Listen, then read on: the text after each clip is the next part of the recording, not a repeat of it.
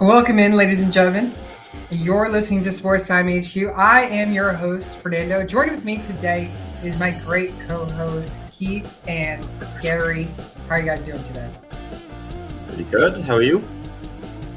Doing great.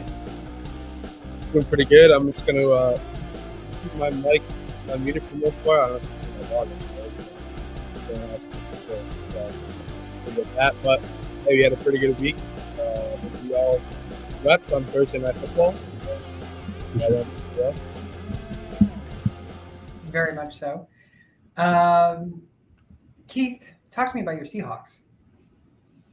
Seahawks look like they're the best team in the division right now until we play the Packers on Sunday Night Football, and it probably got down the drain. But I mean, we look good. Got some things going. The defense is pretty good. The run game, we don't need Geno if we're going to have Charbonnet running for as much as he did last weekend. I was hopeful of a win the weekend, but they came out and kind of killed it. So I'm interested to see how they fare up against the Packers this week. I'm not expecting a win because the Packers, they're more of a Super Bowl contender than we are right now. But be good to see where exactly we stand. Yeah. Gary, what do you think about Jameis? See the QB of the future? I mean, obviously not, but I want to keep him around at least for next year because not only has he been able to win games, he's kept us close in just about all of them. I think that he could be a great bridge quarterback for if we were to draft a quarterback come the draft. So I think that we kind of have to keep him around. Also, I can't physically and emotionally watch Deshaun Watson play football anymore. So hoping that we keep him around. But no, I mean, he's what, 30, 31. So he's obviously not going to be the future. However, I think that he should at least get another year or two in Cleveland. All right. Franco, of course, back from Montana. V Doinks in the chat as well. Ooh, V Doinks. We have a big game this week, V Doinks. Oh yeah, it's officially playoffs. Let's talk about Gary. Let's talk about Gary's playoffs. How are you doing in the listener league, Gary? Yeah, I had a fall off, I guess. I mean, I thought last week I just needed to win one of 2 weeks to get in, but I guess my calculations were wrong. So I'm watching this one from the comfort of my own home. So good luck to you two. Well done on making it. Literally, I made playoffs in every other league, so I'm kind of upset about this one, but it happens. Tactical also in the chat. Tack actually gave me another L this past week. Outbeat me by almost double my score. V Doring's on an 8-game winning streak. I think that winning streak, I'm going to be honest, started when he beat me. And that's my first loss. Hopefully I can bring that to an end. So yeah. Nice. Yeah, please, because I'm chilling with the first round bye this week, but I face either you, Keith, or V Doinks. So. Oh, I'd be interested. That means if it comes down to me and you, then somebody on Sports Time will not be taking home the trophy. Yeah, that'll be interesting. Very much so. Obviously, for anyone who is watching that is not a part of it, it is a listener league. The winner of the league gets a Trophy Smack trophy, which of course Trophy Smack is one of our sponsors. So again, if you haven't done so already, go get yourself a trophy, ring our belt for your league mates. The winner of your league anyways, or a toilet bowl trophy. We're always looking for donations for Gary's toilet bowl in the predictions. Again, trophysmack.com/sportstimehq. All right, let's get into some news and notes from around the league. What do we want to start with today? I don't know. Let's start with Kirk Cousins possibly being benched for a Penix. Give me your thoughts about that. I mean, I could see it. He's been playing terrible. He's like the turnover king right now.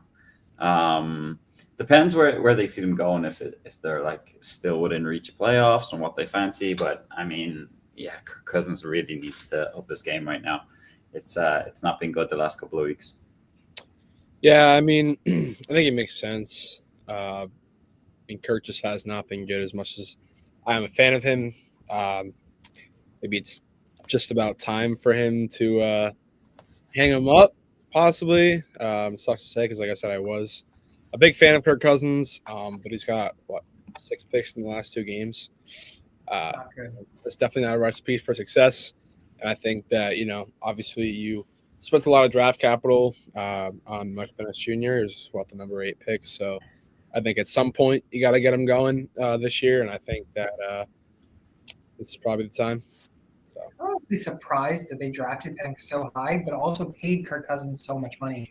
Yeah. And it's been one of the biggest question marks going to the draft that nobody was expecting Penix to go to Atlanta. And then here we are now at the end of the season. Now the question is Penix going to start over Kirk Cousins?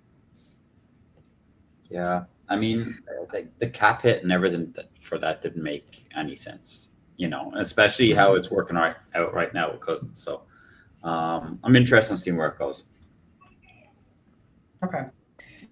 Let's go into some other ones. 2025 salary cap, $265 to $275 million range. I think this is up by like $40 million, is it not, from last year? Quite possibly. Not exactly sure on the actual figures, but yeah, I'm not too sure. I'm not sure either, but that would be a pretty big boost, I guess, if that's the case. Very, very big.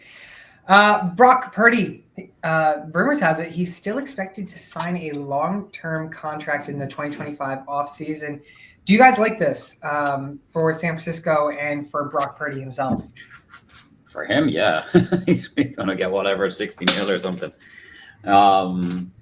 It's kind of one of these, like the way I look at it, are any of these ones that are over what Mahomes is getting worth more than what Mahomes gets? That's the way I kind of gauge it. And it's like, in that case, no. But this is the market for QBs, and that's the way it is. So, good on Brock Purdy. He's going to get his big contract. Do I think he's even a top 5 QB in the league? No, but I mean, that's the market right now, and the 49ers need to keep their quarterback. Yeah, I completely agree.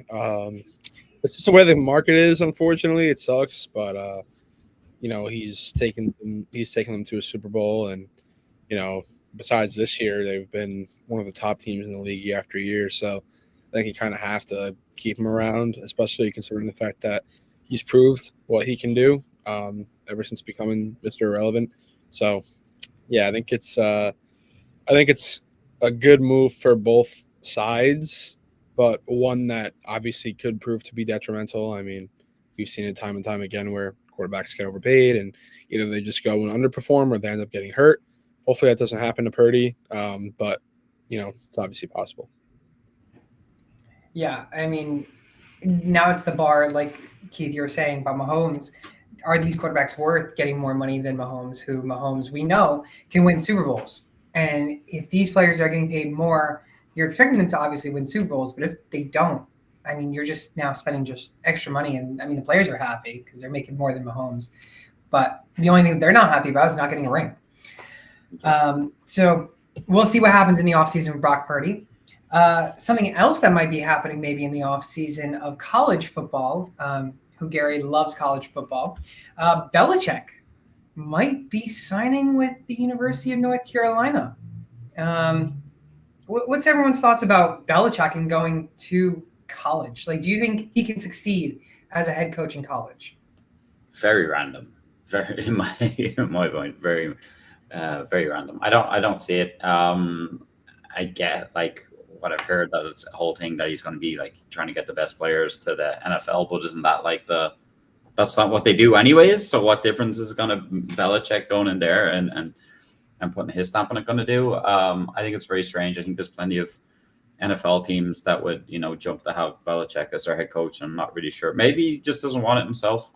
Maybe he doesn't want, the top level, and he'd rather, get the next round of, athletes to the NFL, and that's fine. But I just think it's odd. I do too. I honestly don't think it's going to work out, to be completely honest with you. I feel like Bill Belichick's style of football is not college style of football. Yeah. I'll go to my grave by saying that, Urban Meyer, when he was at Ohio State, was a great coach, won a national championship with us. And then, he goes over to Jacksonville and was absolutely awful. I think it's just because Urban Meyer, just how I think Bill Belichick is, two different leagues, two different coaching styles. I don't think that Bill Belichick's style of football is going to work in NCAA, and not just like how I don't think that Urban Meyer's style of college play would work out in the NFL, and it didn't. So, it's Bill Belichick at the end of the day. It's one of, if not, the greatest coach of all time, but I don't think it's going to work out. Yeah, I mean, this is also a rumor that could end up being him just trying to land an NFL job. Maybe he wants some more time in the NFL and maybe try and go for the all-time winningest coach in the NFL. But obviously the coaching kind of landscape isn't that great right now. So obviously him maybe getting something with UNC is just him trying to get a push from NFL teams, getting in contact with him, and maybe him trying to get an NFL job.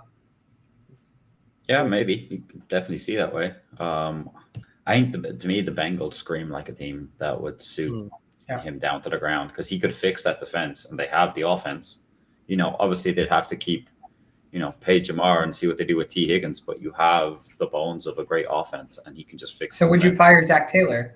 Oh, I would have fired him last year. I've never been a Zach Taylor guy.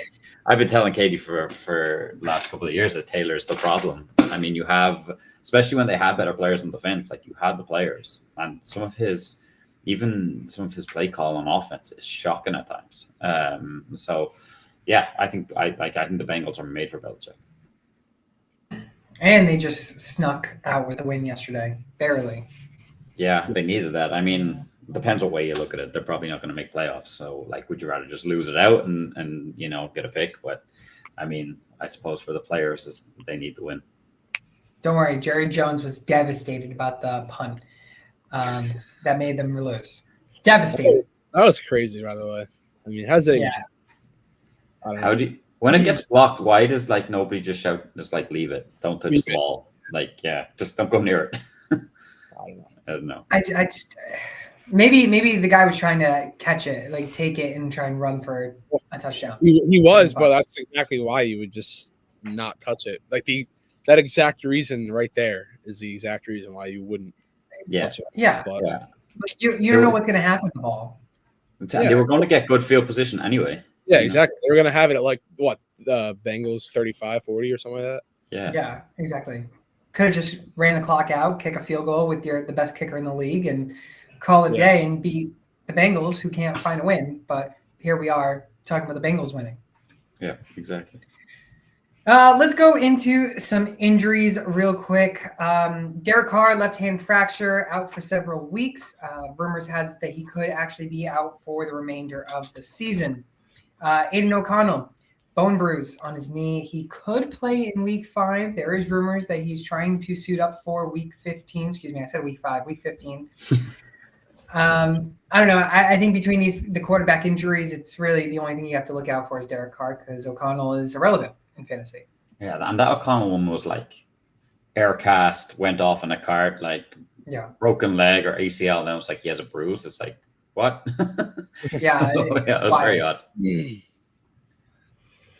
So it's intriguing to see, and also to see next year for Derek Carr and his future, if it still will be in New Orleans as well.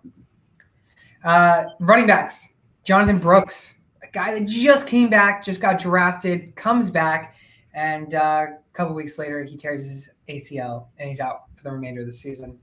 I'll start with this one first, because I think this one's a big one. I mean, the Panthers we know suck. I don't really think they needed to draft Brooks, and we're seeing it with Chuba Hubbard this season and how elite he's been. So do they just – obviously Chuba signed an extension. Jonathan Brooks out for another season, maybe even going into next season, maybe a little bit. I don't know. Do you see Brooks coming back next year and being the clear-cut starter? I think he's done. I mean, it's the same ACL twice. I think he's toast. I mean, I was really high on this guy, but I know there's been situations. But I mean, what did he He just made a cut or something, and his knee just went. If it's taken things like that, I really fear that his career is over. I honestly didn't see the injury, but it's very unfortunate. I was also very high on him coming out of college, so it's very sad. I think he can come back from it personally, because just because I've seen it happen. The extent to what he'll be able to return to, that's a different story. You know, 2 ACLs, as you mentioned, that Keith, in the same leg is really bad. That's why I was surprised to see Chubb come back from that injury this year, and obviously he's not the same player, so that's kind of what I'm talking about, to the extent that he comes back to. But he's still young, so I wouldn't put it by him that he can come back. However, it will be tough. Very much will be tough, and obviously we're going to have, hopefully in the off season, our injury expert Jesse Morris coming on the show. So hopefully we'll get some insight from him. Jeff Rogers in the chat saying Chuba Hubbard, Rico Dowdle, or Rico Dowdle and Calvin Ridley, Brian Thomas Jr. or Jacoby Myers, full PPR. I'd want to start Hubbard and Dowdle. Yeah. Gary, what's your thoughts on this one? It's a good question. Honestly, the first half, I'm not sure, but I don't know how you guys feel. I'm personally going Jacoby Myers. I know Brian Thomas, popped onto the scene randomly, kind of came under the radar a little bit. But I feel like the same thing is happening with Jacoby Myers in Las Vegas. Both of these teams are kind of in the same spot, right? Their team is very good, and the quarterback situation is up in the air. But I think Jacoby Myers has done it a couple seasons now, where he's done good with bad quarterback play, and I think the past couple of weeks, Jacoby Myers has been exceptional. So I would go with Jacoby Myers. As for the first half, I feel like you can't sit Chuba. So yeah, I'm gonna easily take Chuba here, and then for the wide receivers, and my only concern is Aiden O'Connell, and obviously if he's out as well, I'm honestly gonna take Calvin Ridley here. He's been getting targets.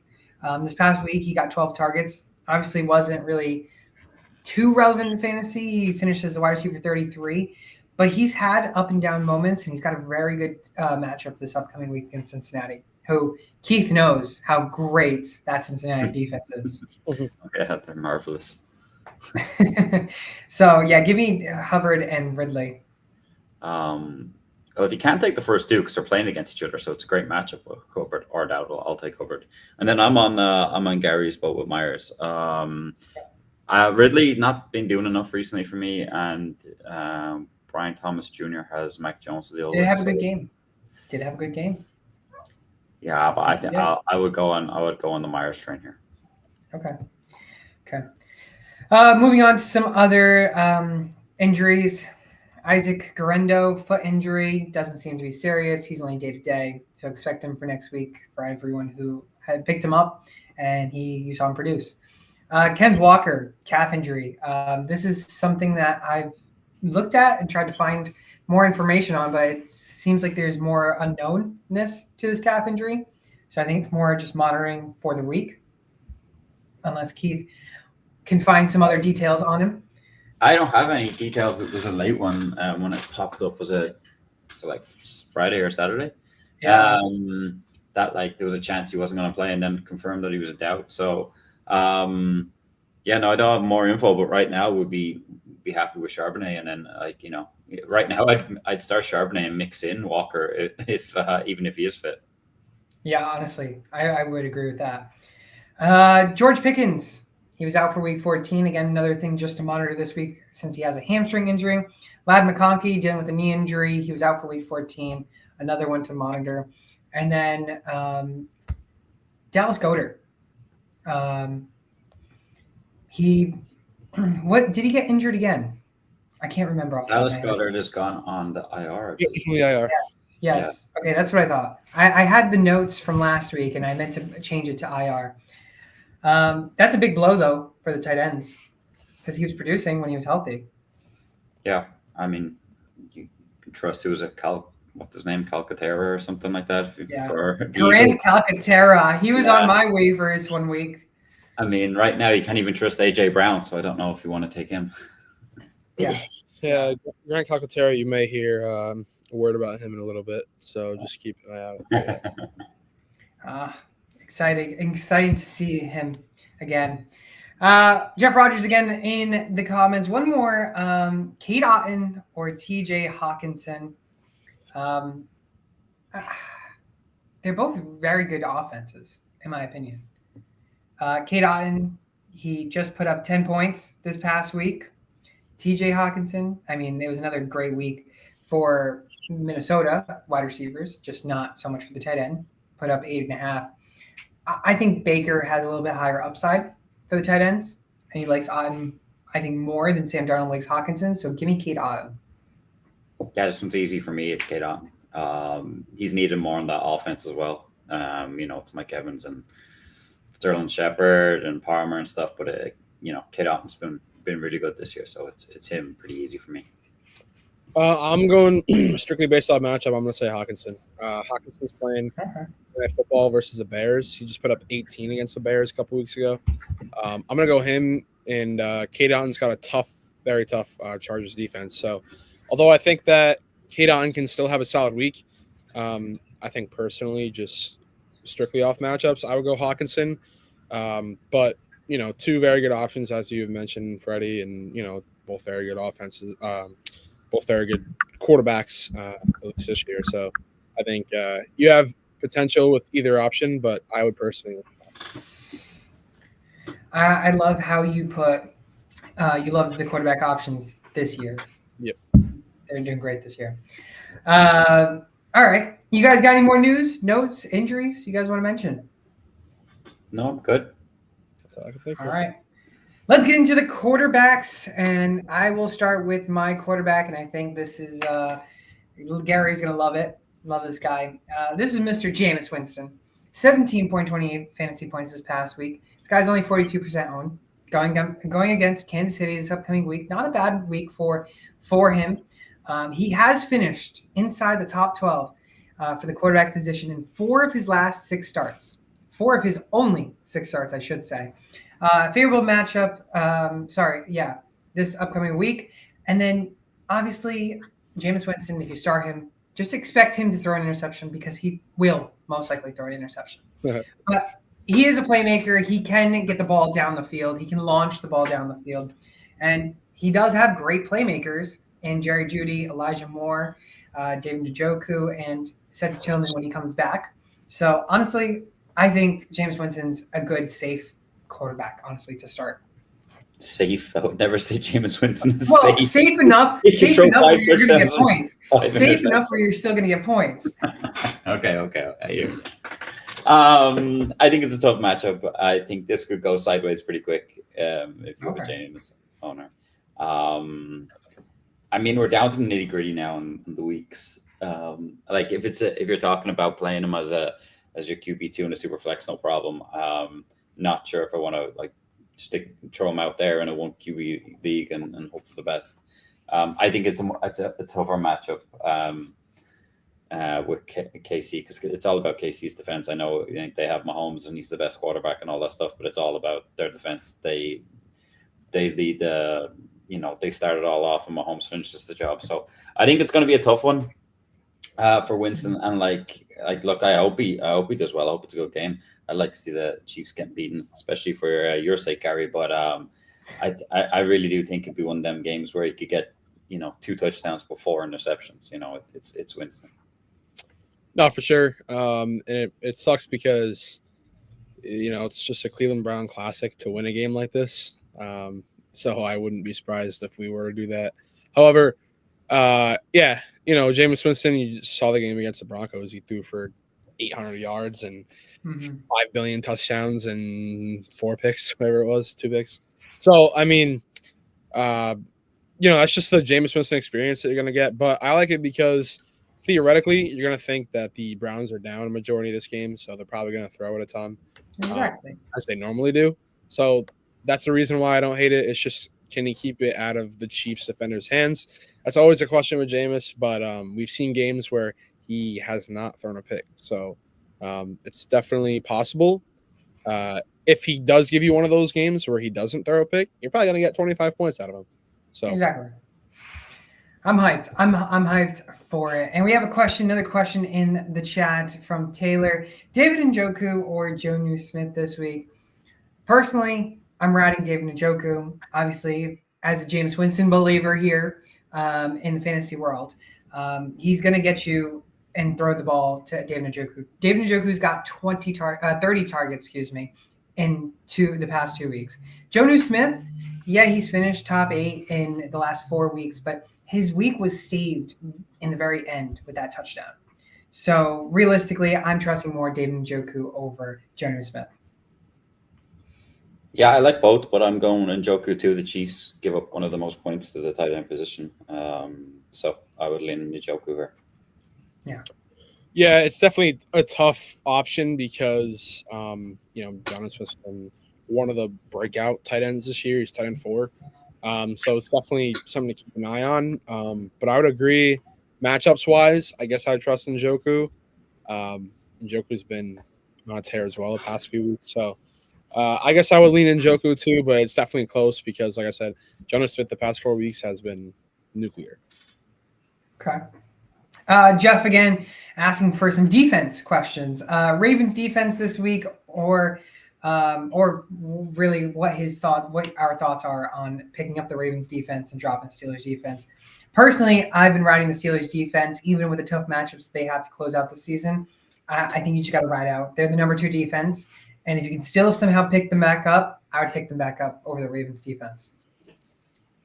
I think Ravens have a good matchup this week, but I'm with you. I've been the Steelers. Had the Steelers and the Eagles, and I've been switching between both. But I think you guys got to ride out the Steelers right now. Yeah, honestly, I would also probably ride out the Steelers. I just did some checking up on those defenses. That the Ravens, even though they have a great matchup this week against the Giants, who only give up the third or only score the third least points in the league. Out of the bottom 5 matchups in terms of bottom 5 offenses that Ravens defense have had to face, the max points that they've gotten against those defense are 6 points. So they still aren't doing good against bad offenses. Mm-hmm. So I really can't trust them no matter what. They're pretty bad. Meanwhile, the Steelers have shown good defensive games against tough offensive opponents. So I would just stick with the Steelers defense. The only thing I'd keep an eye out on is TJ Watt ended up getting hurt a little bit towards the end of last game against the Browns. So just keep an eye out on that. And not to mention, even though the Steelers are playing an Eagles team who is sort of good, they did almost lose to the Panthers, I must say. Sure. They won by 6, and it was a low-scoring game. So I'm going all in on the Steelers. The Panthers should have won that game. So yeah. It would have been nice. It would have been nice if Leggett could have caught the ball. Yeah. Would have been nice. Taylor, Zay Flowers, or Khalil Shakir. Here's my thing. If Keon Coleman's in and he's starting and he's playing, I'm going Flowers. If Keon Coleman has to miss time again, I'm going to go with Shakir. I'll just go with the better player and Zay Flowers. There's no real science behind it. I'm also going to go with Zay Flowers. I mean, the other Giants have been pretty good against the pass, I guess, but I still think that Zay Flowers is going to get his own. And believe it or not, we've actually seen Zay Flowers have some of his better games against tougher defenses when it comes to the better defenses against the pass, which is kind of crazy to think about. And I think that, Shakir's got the matchup, but I think that offense is kind of a little too unpredictable, I feel like. Josh Allen could have 5 touchdown passes, and they could all go to the tight ends or James Cook in the backfield. So it's definitely tough to think about. Okay. All right, let's get back into the quarterbacks. Keith, talk to me about your young player. I went for Bryce Young. Don't obviously love it, but I think he's improving. I like the matchup this week against the Cowboys. I think he can definitely take advantage of that. But yeah, he's definitely looked better in terms of, real life football than, what his numbers come to in fantasy. Like, he only puts up 13 fantasy points last week, gets 1 touchdown and 1 interception. But still, I think he's improving. I think, he could be someone for next year that we'd be looking late in fantasy. in 2 QB leagues that could do could do well. But I think this week against the Cowboys, he could take advantage of this matchup and score 13 this week. He may be 15 plus next week. I love it. I had them. I think I had him. I think last week or 2 weeks ago. Yeah. So I've definitely become more of a Bryce Young believer as the week's gone on. I completely agree with you, Keith. He's looked so much better. I'm honestly not sure. I'm gonna look it up right now. I don't know if he did have a pick last game, but that was his first pick in 4 games. So he's definitely improving on the areas that he's needed to improve on because, as I mentioned last week, putting the ball in the other team's hands at the beginning of this season and all of last season was his biggest problem, and he's limited that a lot. So I like that. Yeah, I can't go wrong with Bryce Young. I mean, before this season started, I all had the hate on Bryce Young, and I think we all didn't like Bryce Young. I still think CJ Stroud's better, but even though CJ Stroud hasn't been producing this season. But Bryce Young has looked very well, very good himself coming back after being benched, and I got to give him credit for that. And he's been producing in fantasy. I can't go against it, Keith. Gary, who's your guy? So I want a guy that he's probably seen the show a few times, and he's been around the league forever. One of my favorite quarterbacks of all time, Aaron Rodgers. I personally think he's looking a lot better. Looks so much more comfortable in the pocket. And fantasy-wise, it's showing. I think he's at around 17 points the past couple of weeks. Today, he checks in at 17.5 points, and he's only 37% rostered, so he's out there. I think the connection with Adams, which what I thought was going to be immediate, wasn't immediate, but it's starting to come back a little bit. Adams had another 60, 70 yards and a touchdown last game. And I think the biggest thing for me is he's got favorable matchups for the next 2 weeks. Next week, he's facing the Rams, so I think Aaron Rodgers is definitely a formidable quarterback if you need him to be coming down the stretch in the playoffs. So, yeah. Honestly, I was actually bouncing between him or Jameis Winston, but I went with Jameis, the younger guy, and the guy that can scramble a little bit more than Rodgers. But yeah, again, I can't hate this pick. This is also a really good pick. He has been looking good down the stretch. I just hope that he can stay consistent to end off the season. For sure. Yeah, I go with this as well. I was looking at Rodgers too. He has been improving as the weeks gone by, which is kind of a surprise. Usually, it's just Aaron Rodgers and he's good, but it's how it is. But I think going forward, it could be a sneaky one to the playoffs. Might help you win your league. So yeah, I like this. I like this call. Yeah. Jameis Winston, Bryce Young, and Aaron Rodgers, our top quarterback ads of the week. Let's go into our running backs. And Keith, we'll start with your guy. Yeah, I went for Isaiah Davis for the Jets. I think everybody last week, once they heard Breece Hall was down, was all on Braylon Allen. And okay, they did split time, but I thought Davis looked way better than Allen did. He gets 15 fantasy points. I'd imagine a lot of guys did not pick him up, so he was on waivers for a lot of people, getting a lot of points. I think he's could be a sneaky player to help you win your fantasy league right now, especially if Breece Hall is going to remain out. I mean, okay, it could go the other way with Braylon Allen is gets more of the workload, but I still think what Davis did last week, stands out, and he'll definitely get more touches going forward if he can keep it up. So I just think he's a sneaky ad that definitely help your team in the playoffs. I definitely like it. If you're not going to start him, I think you have to stash him at least. A, just in case. B, so nobody else can get him.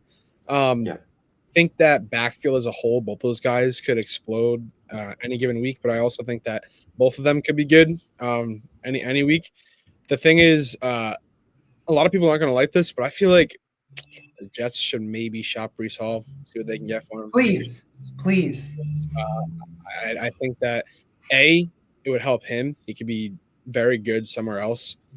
B, I think we're seeing it right now. Any guy that they have in that backfield is going to produce. And Breece Hall, although he's having a good fantasy year, at times I know has angered managers. So I think that's something that they should look out for. Yeah, I would love to see the trade. Honestly, I think Brees Hall's talent is being wasted right now.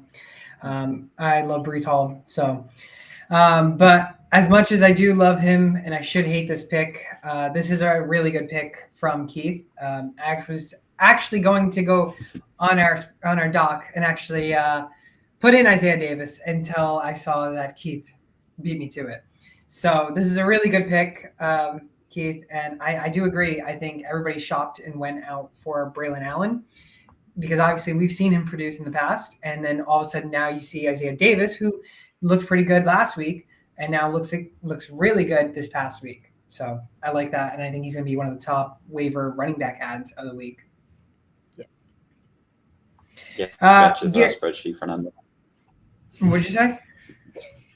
I said for once, I think I bet you to that spreadsheet. Yeah. It'll be different. It'll be different once I'm back home, and we'll have the same time zone back there. But being 6 hours ahead, so it has its favors, sometimes. Gary, who we hopping on the bus and traveling down to the waiver store and getting? Yeah, nice little segue into it. I picked Gus Edwards. Didn't explode onto the scene like we thought he was going to against Kansas City. J.K. Dobbins goes down, which was probably, unfortunately, the inevitable. And Gus Edwards looked like he was going to be a great, formidable back and kind of dropped an okay game, 9.6 points. The biggest thing with me is, he produced in the opportunities that he had. Only got 10 carries, but I think he ran for 39 yards. So just about 4 a pop, not bad. And he had a touchdown. So he did good in what he got. 10 points is a solid flex option. I think it's only going to get better from here. The only thing that I'm worried about is the snap share with Kamani Vidal. I don't understand why Kamani Vidal would lead that snap percentage, but that's what happened last game. And also Kansas City's defense is a tough matchup against the run. So if anybody's worried about Gus Edwards' production in that game right there, I wouldn't be too worried. I think he's got a much better opponent in Tampa Bay next. Yeah, and I agree with the matchup being really good, but my only concern, of course, is he's the only time he's been sort of fantasy relevant, and if you did start him and he's helped you, is when he scored a touchdown, when he's gotten into the end zone. And when he gets in the end zone, he can get you some good points. But the times he hasn't been able to get in the end zone, he's only been scoring 2, 3, 4 points. So that's my only concern is, will he be relevant throughout the field, or will it be only red zone, and are we relying on the end zone carries that he gets? Yeah. Yeah, I mean, he's a total flex play. That's the way I look at it. I mean, he's in that range of hopefully, 7, 8, 10 points. And then if he falls in the end zone, then you're happy. But I don't mind the pick at all. I'm with you, Gary. I don't get the whole Vidal usage thing over him.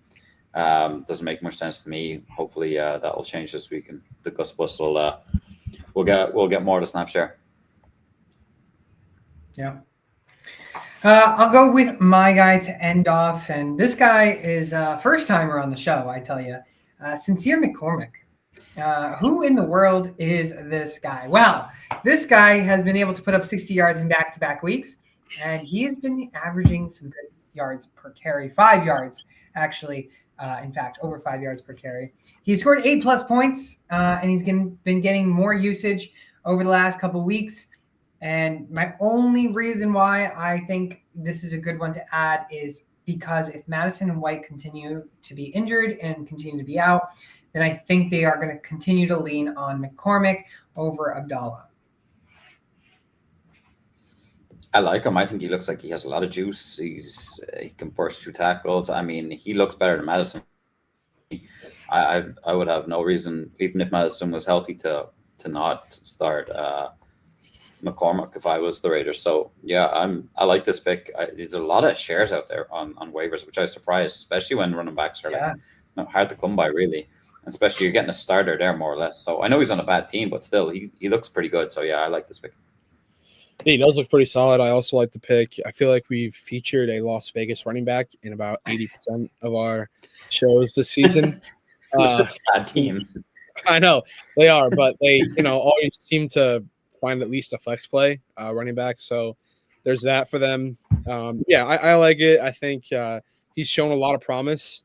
Just hope he can end up getting in the end zone more.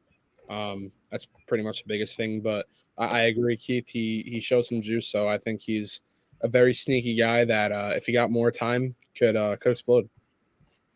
Yeah, I'm intrigued to see because if he really can get in the end zone, like you said, Gary, I mean, it's going to be good to see for fantasy managers because of how good he's been doing when they're at midfield and he's been getting a lot of yardage from it.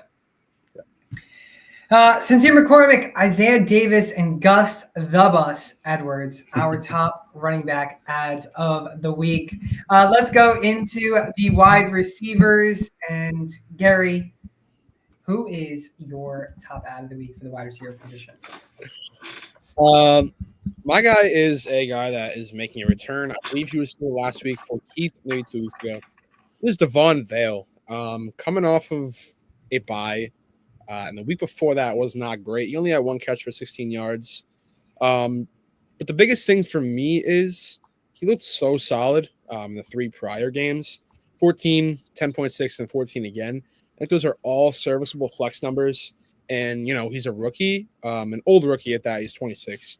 So he's definitely an experienced player, not necessarily in the NFL, but he's got some age to him to where I think that another older rookie in his quarterback, Bo Nix, we thought he was going to be going to his old college teammate in Troy Franklin, but maybe he likes throwing to Devon Vale more, who, again, is the older rookie. So we'll see if that connection can stay maintained. But like I said, I think, he's shown some promise. His past week wasn't great, but I think that if matchups ensue, he could be a solid flex play. Garbage pick. No, I'm just kidding. No, I don't mind it. I don't mind it. Yeah, he had a dud week before his bye week, and hopefully the bye week will help him reproduce the numbers that he was producing the weeks before that. Obviously, he was coming in as really a wide receiver 2, low-end wide receiver 2, wide receiver 3 flex play. I think if you're starting him this week, you're starting him with the expectations of he's going to get you some flex points in the wide receiver 3 range. Yeah, I like him. I've been liking what I've seen from him so far. Bo Nix obviously likes him. Bo Nix has shown that he can have, 2 wide receivers that can score well in fantasy with Sutton and Vale. So yeah, I've no problem starting him as a flex. I think he's another one who's sneaky that nobody would have thought of, especially near the start of the season, that all of a sudden he's in your flex and you're in the quarterfinals or, maybe next week semifinals, and he's going to get you some solid points and help you get a win. So I think it's a good pick. 100%. I'll go with my guy. And Keith, this was definitely your guy last week. And he's just on the border of 70% owned. This guy is an old guy, 34 years old. Man, that guy's old. But man, is he still producing in the fantasy world. 19.2 fantasy points. He's had back-to-back weeks with 19-plus points, 10-plus targets, averaging 100 yards a game in those last 2 weeks. This guy has really good matchups to end off the season. He's going against Dallas, going against Arizona, going against Tampa Bay. And if you somehow have a championship in Week 18, there's a problem with your league. But Atlanta is the last game that he faces. All really good matchups to end off the year. And obviously, Keith's guy for the quarterback position is Bryce Young. He's connecting with Adam Thielen. And if he continues to connect with Adam Thielen will continue to produce and be very good to end off the year. Yeah, Thielen, not a guy that will excite you at all, especially when you look at his age. And, he's not the quickest to it. But he just gets these connections with quarterbacks. He just has it with Bryce Young. And he's been rained on with targets. And if that's going to produce, and he'll definitely get in the end zone as well. So I really like this pick. I'm surprised he's not like 80% on. Yeah, I think he'll definitely be over that. Yeah, I think he will too. He's just under the 70% threshold right now. So he'll probably shoot up after another solid week, which I'm expecting. I talked about it last week. I mean, he's always kind of been fantasy relevant. Finished with over 1,000 yards last year. And if he was healthy this entire year, you'd probably see it again, which is crazy to think. But yeah, I think if you got him, you're pretty happy because he put up 22 and 19 back-to-back weeks, something like that. So in the last 2 games, obviously small sample size, but he's been balling. And last week was against Philly, who is a really, really tough defense for wide receivers, and he still played good. So I think that if you have Adam Thielen, you're probably going to slot him in at your flex, but he'll give you, honestly, probably low wide receiver 1 numbers and great wide receiver 2s. So you're probably pretty happy right now. Yeah. Keith, ended off in the wide receiver category. Who is your guy that you were picking up this week? I'll go for Ray McLeod. I just like his name, by the way. But yeah, he did well last week. 11 targets, 8 receptions, 98 yards, and he's had actually good back-to-back weeks. 16 fantasy points. I think he had 13 fantasy points the week before that. Yeah, we know Kirk Cousins not playing well, but he's definitely going to Ray McLeod though, and London is not getting as many targets, but I think he's a guy who might be another one, like we were saying all along, sneaky flex play. These are the type of guys I look out for. That it is a bit boomer, but right now he's on the up, and I think he could definitely help your team this week.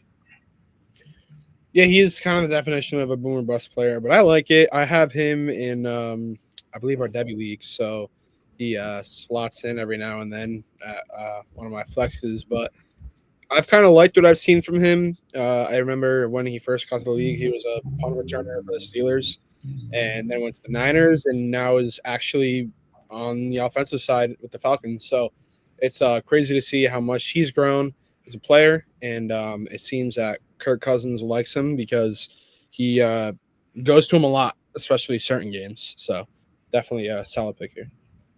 Keith, obviously you said Ray McLeod because you love his name. That means I got to introduce Puka Nacua segment, of course, because I love saying his name as well.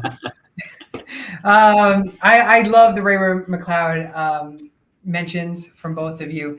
He's gotten 6+ targets those last 3 weeks, Keith, like you were mentioning. But, I mean, he's been scoring double digits 4 of the last 5 games. I mean, this guy has been producing, and I think you can safely put him as a flex option. Yep. Of course, our 3 wide receivers, Adam Thielen, Ray McLeod, and Devon Vale, our top wide receiver ads of the week. Let's go into our tight ends, and I will start with my guy, and I'll get a little crafty with it. Yeah, it's Tucker Kraft, for anyone who didn't realize that. Tucker Kraft, I mean, he's a tight end 6 on the season. He's been doing really good over the past few weeks. And again, he went on to face the Detroit Lions this past week, which you would think could be a tough matchup. But he still produced. He finished as the tight end 8 this past week. He's been getting over 10+ points the past 3 weeks. And he's going against Seattle, which, sorry, Keith, but the Seattle team does not have the greatest defense. So I think if you want to get another tight end that you need or haven't been able to find that tight end and Kraft is available, I think this is a guy that you got to just go down and get, because he is going to be a guy that can help you win the remaining games. And he's a guy that also can produce in that high-scoring offense. Well, I think Seattle's defense has got better, but yeah, I agree that Tucker Kraft is a good start this week. Well, he's if you have Tucker Kraft, you're playing him every week, to be honest, unless someone else sitting there, like Bowers or something. But yeah, good pick. Again, another one of these that I'm surprised they never reached the over 70% ownership. Always a good guy to fall into the end zone too. So yeah, it's a good pick this week. Yeah, he kind of had a drought randomly in the middle of the season, but he picked it up past 2 weeks, I believe. So definitely a solid pick here.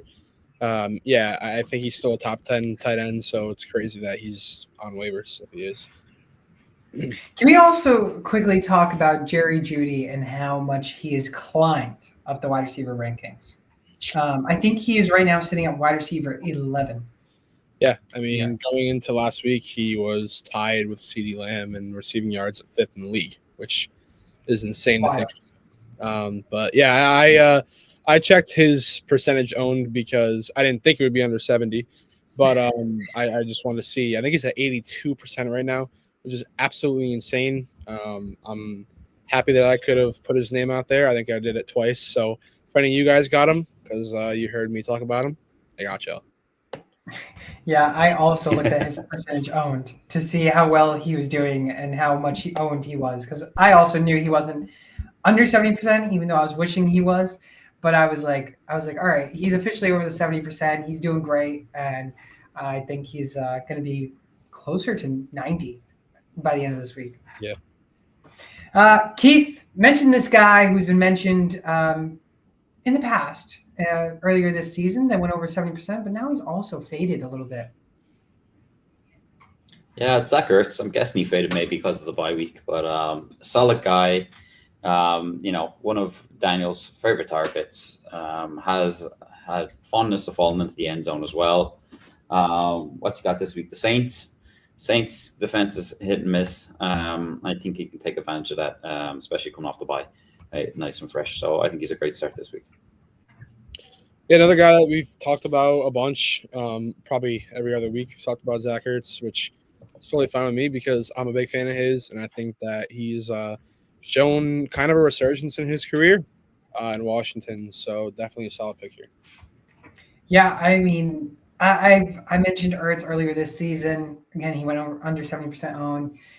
Maybe he might go back up to over 70% owned, but I think this is a good pick. It's a well-known tight end. We know he can produce when the offense is there, and we've seen it this year again with Washington. So I like the pick, Keith. Gary, who to finish off? Who are you going to get off the waiver store for the tight end position? So it's a guy that I mentioned. You might want to stick around if you heard the name Grant Calcaterra. That's because he's my tight end waiver wire of the week. Coming off of a 10.6 point weekend, pretty solid. I think it's the first game with Dallas Goedert fully out ever since he ended up being placed on IR. Maybe it was last week. But I think it was this week, and he catches a touchdown. The big thing is 3 targets don't really pop out to me. However, the snap share does. 91% of snaps Grant Calcaterra played last game. Of course, that's probably because they had a close game with the Panthers up until the end, which you wouldn't expect. But nonetheless, he played over 90% of snaps, and that is in a great offense. So touchdown opportunities will come like that. So I think as long as Dallas Goedert is going to be out, Grant Calcaterra is a great tight end option. I can't complain. I mentioned him, and I think with Goedert out, he's going to obviously see more upshare. So I like it, and I can't go wrong with it. I like what he did last week on 3 targets. I mean, getting 10 fantasy points is good. I mean, you'd want to see that go up, I suppose. He's going to have to fall into the end zone to be relevant, but I still think it's possible. There's obviously some beef, I don't know if you've been reading, between AJ and Hurts. So, it's not really good if to fall out with the quarterback. I mean, he might decide not to throw you the ball anymore. Yeah. So, I mean, Calcaterra might see his targets go up. I don't mind it at all. He's definitely in that range of 10 points to 12, which I look for. And if he gets more targets, he'll be better. But I do think he's definitely worth an ad. Yeah, great guy to see, and maybe we might see him more next season as well if he can produce to close out the season. Yep. Tucker Kraft, Zach Ertz, and Grant Calcaterra, our top tight end waiver ads of the week. And of course, let's finish off with Mr. Gary's favorite segment, Thursday Night Football Predictions. It is the Rams against the 49ers. The over-under is 48.5. And I mean, the Rams just managed to beat the Bills in that high-scoring affair. 49ers have looked a bit rusty, but they did have a solid win against the Bears. Talk to me, guys. Who's your picks here? So I went with the Rams. 33-28 and taking the over. Yeah, I also have the Rams winning a close game. I got 28-23, hitting the over by points. This is a big game in the division, at least for the Eagles. So I think they will, and get the job done. So, of course, quickly going through the overall records, it is not looking good for the host of this show. Who that may be, I don't know, but I will go and find him and let you guys know. But this guy right now is sitting at 500, 16-16 overall record. And then, of course, Keith, he's I guess doing good. You know, he's been up there on top for this whole season. So it's getting really sickening to see him always on top over here for Thursday Night Football. Keith, can you lose a little bit, please? 19-13 is his overall record. 18-14 is Gary's. And of course, yeah, you guys obviously know between process elimination, I am 16-16. So not looking too good, but Keith, you said the Rams. Gary, you said the Rams, and I would love to take the Rams here, but there's not that many weeks left. And sure, you know the Rams, they beat the Bills, but there's flukes, ladies and gentlemen, in games, and the Rams might not be that great of a team. Sure, they're 7-6. Sure, the 49ers are 6-7. But you know what? San Francisco is at home. Give me the 49ers, 28-27.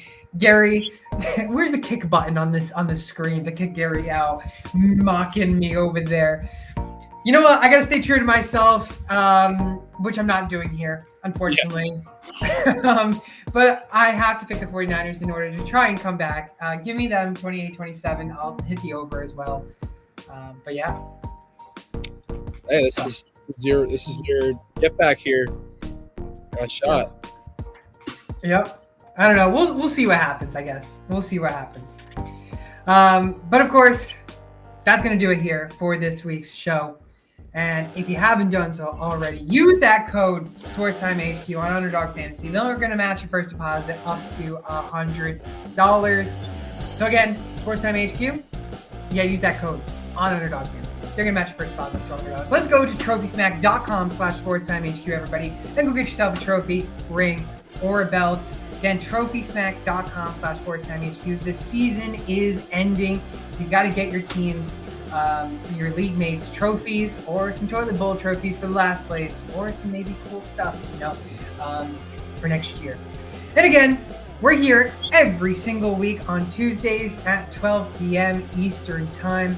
Again, we're back next week, our 34th episode of the season. Of course, we're only in the first week of the playoffs, ladies and gentlemen. So I wish you all the best of luck in this week, and hopefully you can advance. And for those who have a bye week in your playoffs, well, congrats, you've earned it. And I will be taking that in my listener league for sure and relaxing. We'll see you all next week. Joined with me today was my great co-host, Keith. Go follow him all over social media at SwampDonkey_90. And of course, Gary, go follow him all over social media at GD Picks. I'm your host, Fernando, and we will see you all next week.